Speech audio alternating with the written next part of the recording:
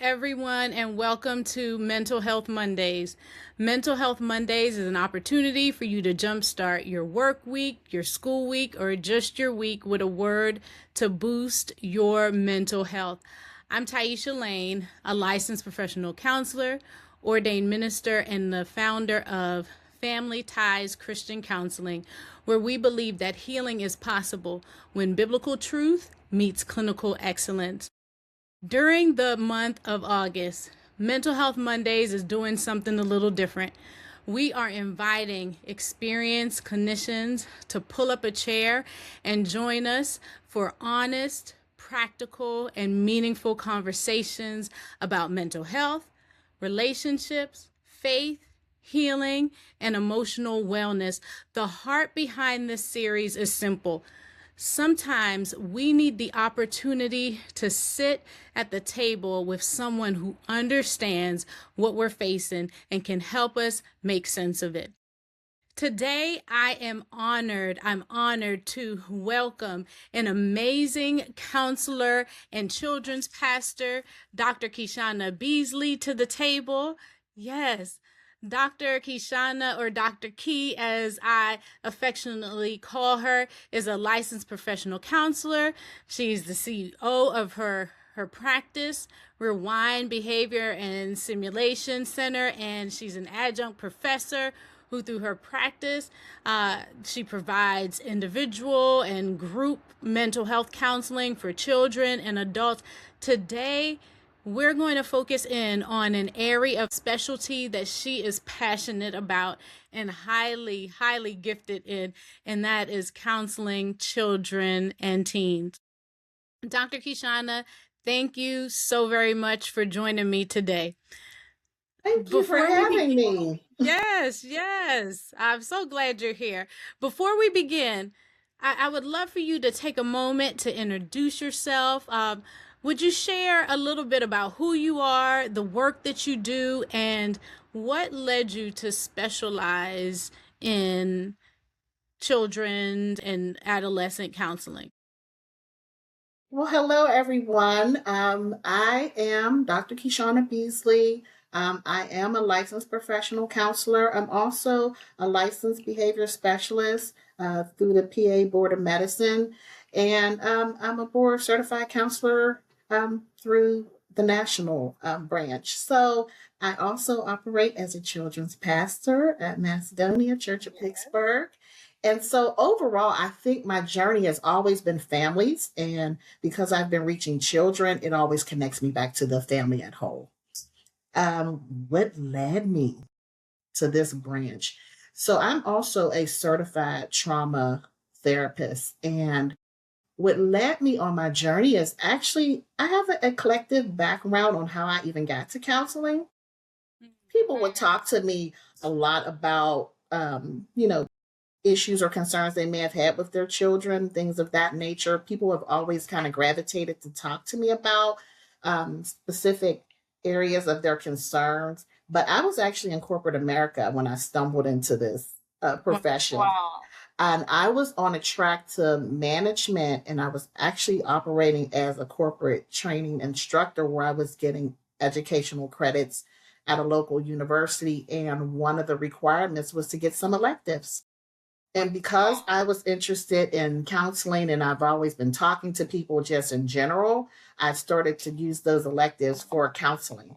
And when I took a course, I was really taken back by the healing virtue that came through counseling, and that it was not just having a conversation with your friends or listening, but it was really clinical proof and techniques behind getting people to a healing place. And so this classroom that I took, it was a professional here at a local university. She did, I'm not sure if the audience is familiar with, but it's called the empty chair technique. And it's rooted in someone named Gestalt that says the sum of the whole pieces of your life make up the total person. So the different pieces and places and spaces that a person comes from helps to form who they are, but they also can help in healing. And if there are places and spaces and pieces that you haven't reconciled with, you might have a barrier. And this is just a regular college course. We think we're coming to class. And she pulls out a chair and she invites people to the space to speak to places and that they may have not reconciled with within themselves, areas that they have been rigid against. And I saw the transformative reality of what counseling could do when you use proper techniques. And so from that point on, I literally changed my major. Wow. God started speaking to me about this was really the area that he wanted me to hone in on. And he showed me throughout my life how I have been a safe space, but now he wanted to equip me with the actual techniques that go along with helping people in their healing journey. And so I literally left corporate America and I moved into the counseling space. Wow. Wow, that's an amazing story. And you know how God uses all things, right? Right, right. A Oh, that classroom experience, he used Gestalt in an empty chair, right? To get you right. to where he he was desiring to be able to use you. And so that's so powerful. So powerful. And I thank you for sharing that and giving us some insight into how you began doing the amazing work that you do with children, with families, with individuals. I am excited for our audience to be able to learn from your experience and perspective. So let's begin by helping the audience better understand this area of counseling. What would you say, Dr. Key, are some of the most common misconceptions people have about counseling children and teens? Because I'm a trauma informed counselor, I would say one of the main misconceptions is trauma informed versus trauma certified.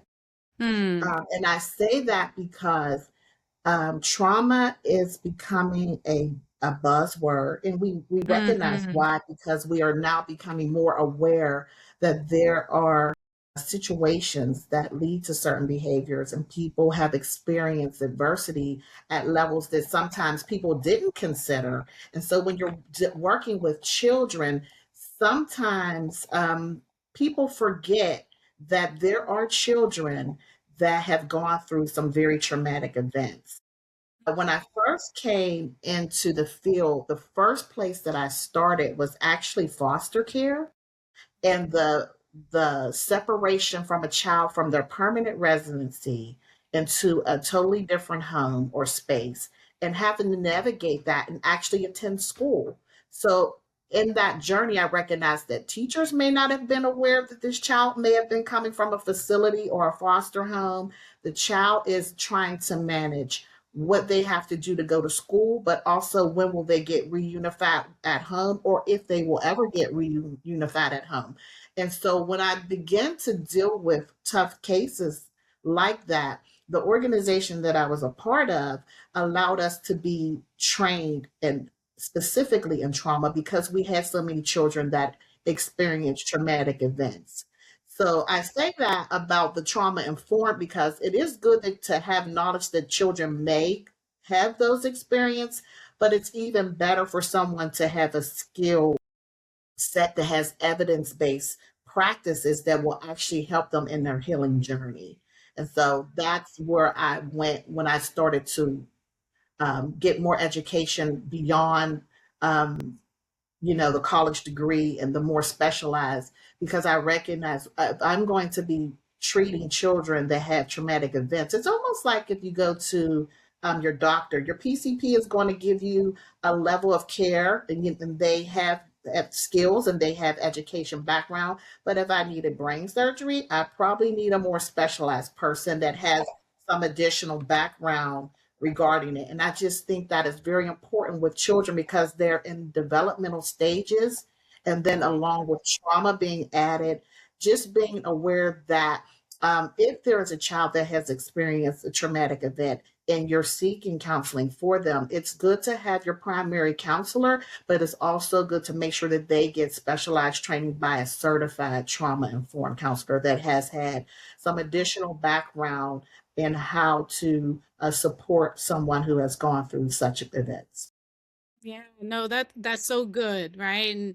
And while it should be the case that, most clinicians have some level of insight into trauma-informed care, the truth of the matter is that children, if they have experienced trauma on any level, being able to add to their support system a trauma specialized clinician to help to support them to the best of their ability. And so what would you say, Dr. Key, um, healing typically looks like in working with trauma with kids, and how would you define progress with clients?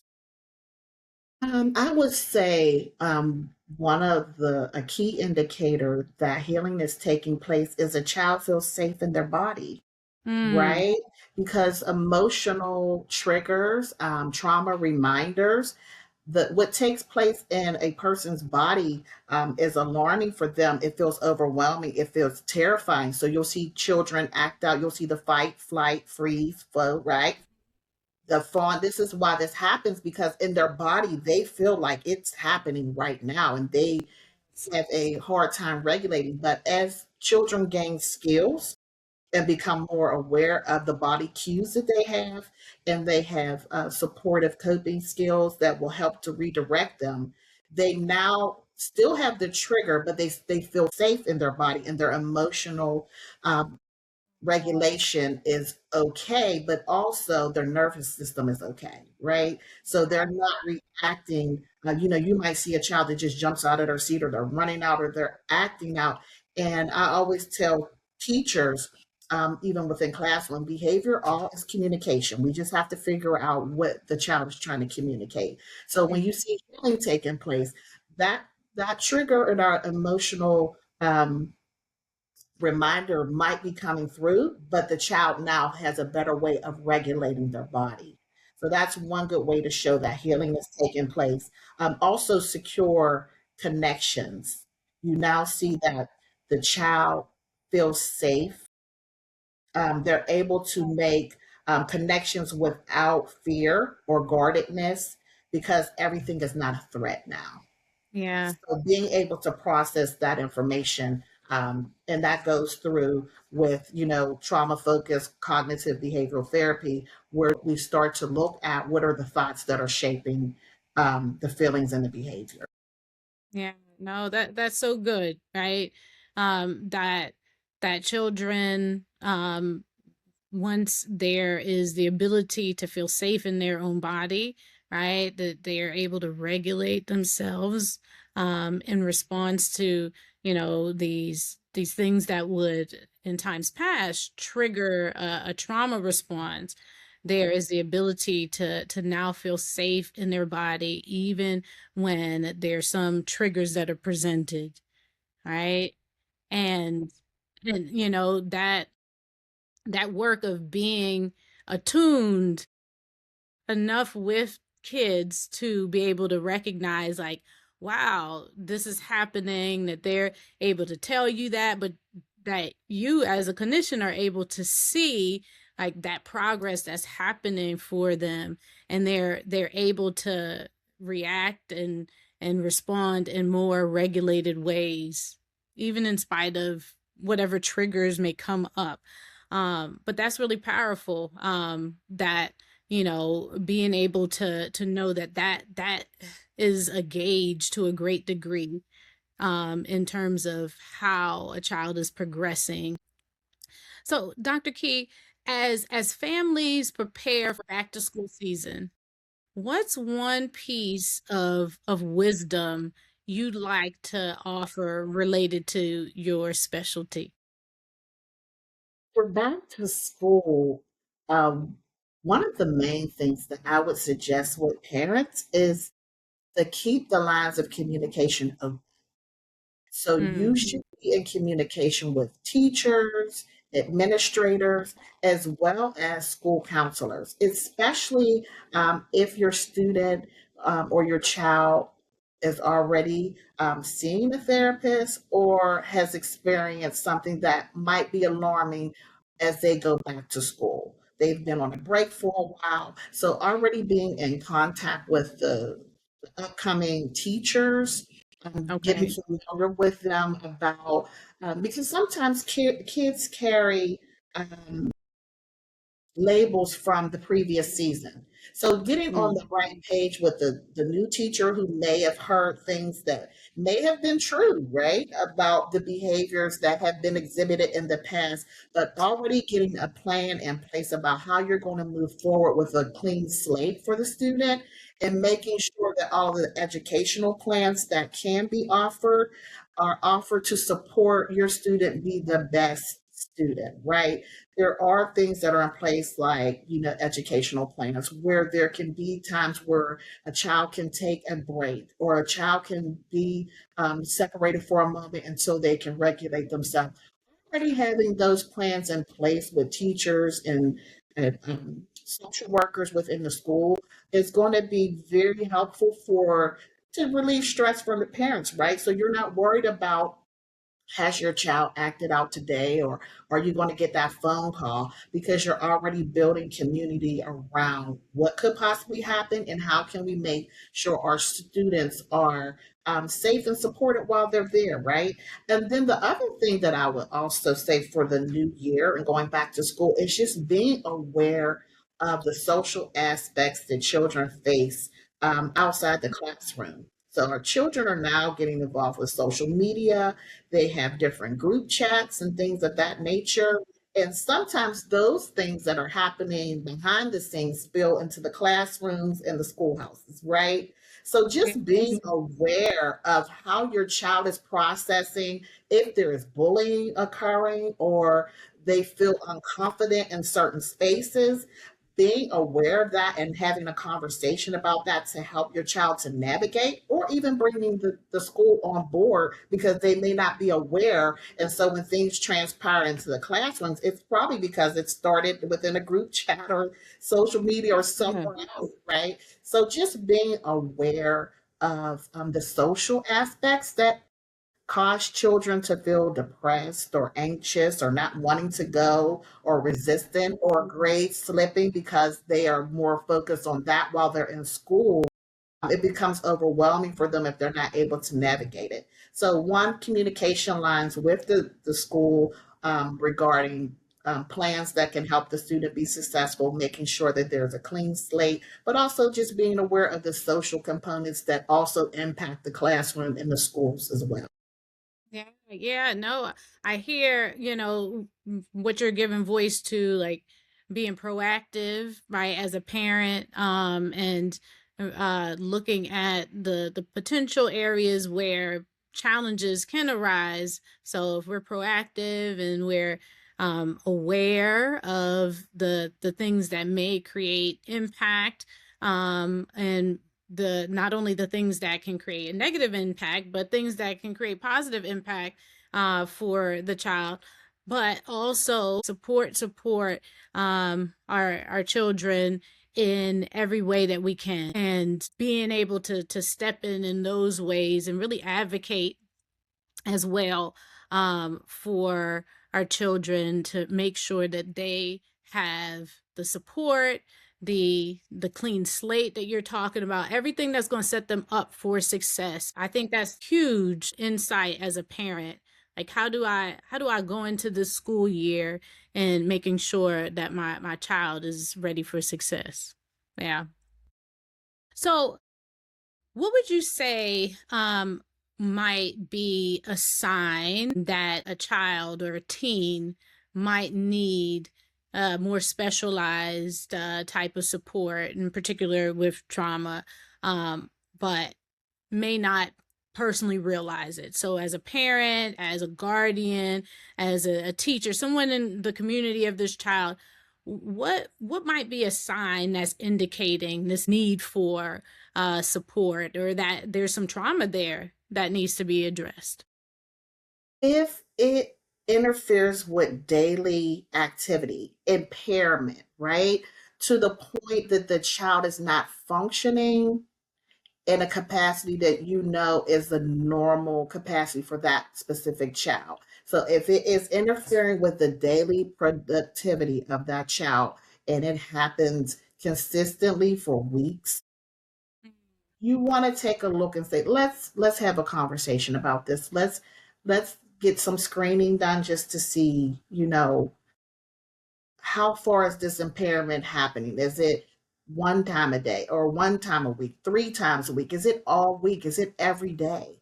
Then we want to start looking at how can we get some more support for our students and our children.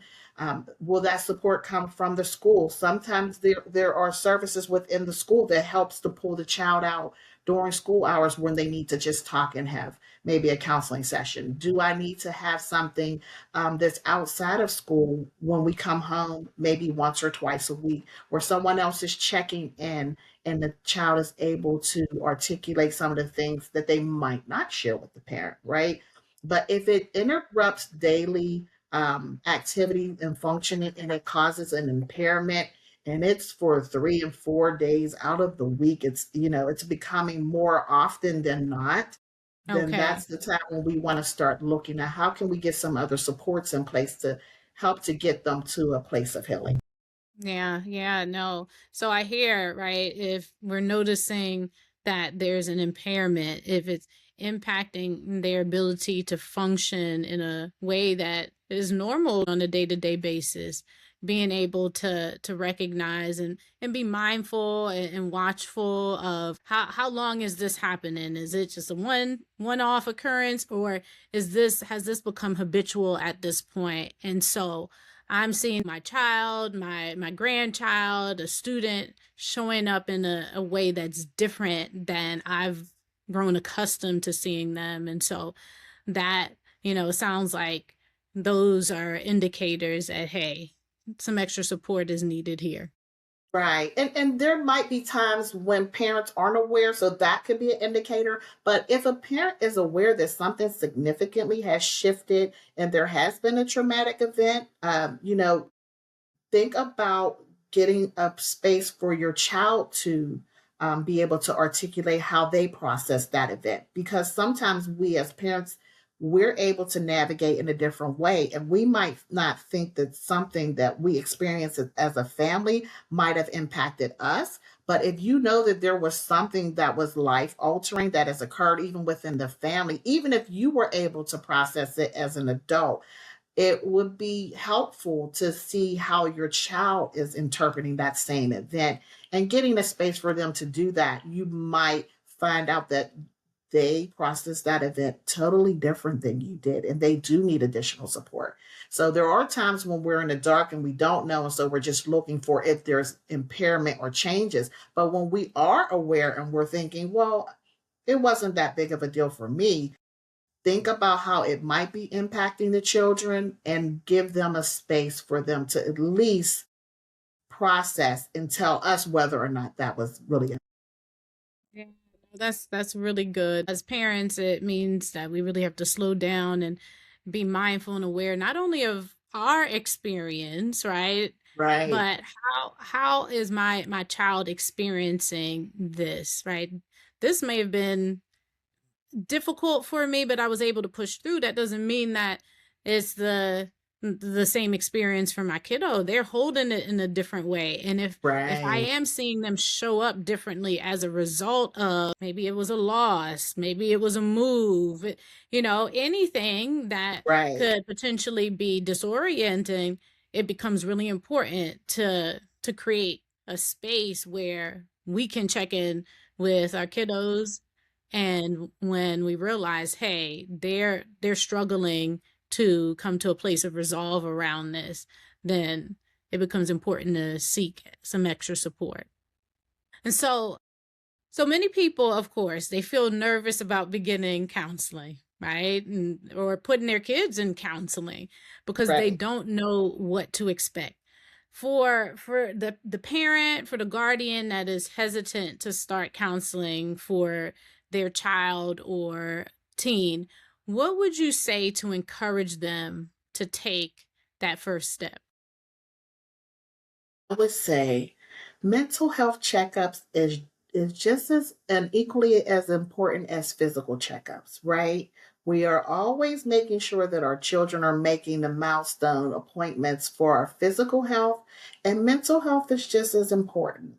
And so Yeah. just making that a part of the routine and recognizing most people want to go to counseling maybe when it's a crisis. It's always good to go even when there is not anything going on, because that's the best time to gain the tools and the skill set so that when situations should arise, you'll already be equipped to handle it in a different way. And so I would say, just as you manage your children's physical appointments, make it a practice to do mental health, right? Mental wellness checkups, because it is important and it helps our children to regulate themselves and also have a toolbox where they have the coping skills that they can have pro social responses because they have been equipped during their time of therapy.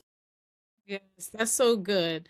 If you're getting doctor's appointments on the schedule and dentist appointments on the schedule, make sure that you're also getting counseling appointments on the schedule because, as parents, as guardians, as folks in the lives of our children, we want to make sure that they're receiving all the support that they can get so that they are able to grow in all the ways that the Lord would have for them to grow healthy, whole, physically, spiritually, emotionally, and mentally. And I love that, right?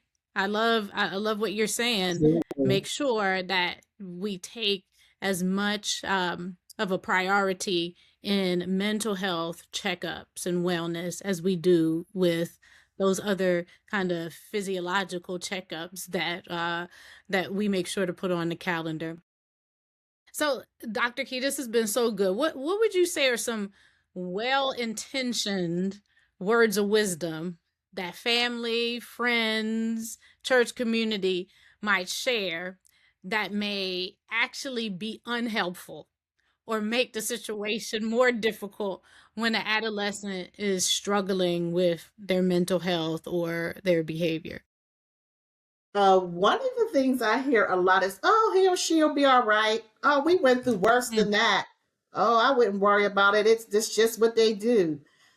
I would caution mm, that type of advice because you really don't know where that child, teen, may be in that space and what kind of support they do. And if we blow it off, we're teaching them to blow off their emotions and their feelings, and we're teaching them to bury how they really feel because it doesn't matter or nothing will be done.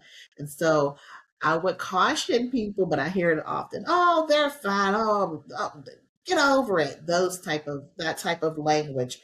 Just being very careful about that because you don't know what space a person is in mentally and how much um, they can bear at that time. Because again, I talked about the trauma that occurs in the body, the way it shows up for certain people versus other, depending on how traumatic the event was, they may or may not have the tools to regulate themselves. And so just telling them to get over it, that's where we see people, in the bed for days and can't get out, or really afraid to leave the home or go to school or go other places, spaces. So just being mindful that everyone's experience is not the same. And so giving advice about getting over things as opposed to trying to help people gain the tools that will help them to heal is most problematic. So try yes, to yes. avoid that type of language. Yeah, yeah. No, that's so good. And what are those words then teaching that child, right? To suppress, to negate, to ignore these, snowball of feelings and emotions and uncertainties that they don't know what to do with. And Right. so, right, it becomes important to be mindful of what are my words communicating to to this child, to this family that's like, what do I do? My child isn't showing up, in the same ways that I've been accustomed to. And so, not to minimize that they're having an emotional experience and reaction to something that they don't know how to manage, and they need some support here. That's so good. So what would you want churches and faith leaders to understand about supporting people who are navigating these concerns? I think for the faith community, making sure that if it's beyond your scope of expertise, that you do um, encourage persons to seek out trained professionals, right? So there is definitely a place for faith, and we want to make sure that we are connected to our faith community. And then if you get to a place of the counseling and you feel like there might be mental illness concerns or other disorders that might be at play, just being open to making sure that those persons get to trained professionals so that we can holistically take care of the entire family and That's good. Now, Dr. Key, how do you integrate faith into your practice with trauma and children, teens? Is there a specific way that you do that? How do you typically navigate faith? I feel like it's a part of my makeup. So, Hmm. and I think there are places where faith support what I do all the time. Like I'm thinking of a scripture in Proverbs where it says, "As a man thinketh in his heart, so is he." That's CBT because your That's thoughts right. is the place where everything starts, right? So it's a part. So with me recognizing that there's a scripture that really says, "As a man thinketh, so is he." So if we don't get in alignment with the thought process, it's going to lead to certain behaviors. So bringing those thoughts captive, that's another scripture, bringing those thoughts captive, right? So there are so many scriptures that I think about, in the multitude of counselors there is safety. So my faith is supporting me creating safe places for people to be able to heal. Being slow to speak and quick to listen. As a counselor, I should be doing less talking and more listening, right? That's all about what we do in our practices. And then, the fruit of the spirit, we have patience and love and kindness and gentleness. When people are in delicate places, you have to have kindness and gentleness and patience as they work through how they get through their healing journey. So I feel like my faith is integrated in me. And so it's going to show up because it actually supports clinical practices. That's right. I love it. I love what you're giving voice to, and it's so true when our faith lives in the work that we do. It's foundational to why we do what we do. It gives light, it gives truth, it gives credence to the practices that we choose to employ.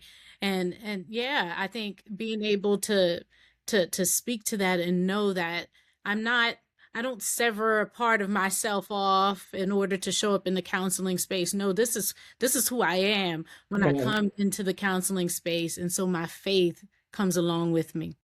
Yep. Yeah, that's Absolutely. good. And so, Dr. Key, I mean, such good conversation. Where can people find you or learn more information about your work? Am in Psychology Today. So if you Okay. were to search me in Psychology Today, I am listed as a professional counselor in that space.